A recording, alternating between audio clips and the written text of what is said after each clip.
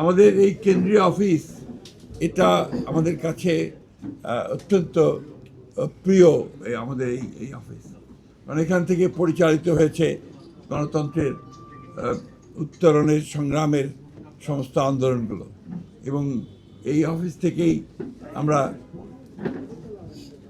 আমাদের নেত্রী দেশনেত্রী বেগম খালেদা জিয়া, যিনি আমাদেরকে ছেড়ে চলে গেছেন, তার নেতৃত্বে, তার সভাপতিত্বে আমরা এর অফিসের সামনে বহু সভা করেছি, যেগুলো জনগণকে অনুপ্রাণিত করেছে গণতান্ত্রিক আন্দোলনে ঝাঁপিয়ে পড়ার জন্য।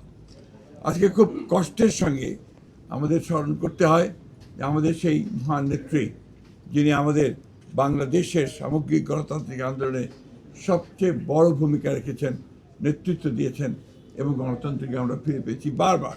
91 সালে সেই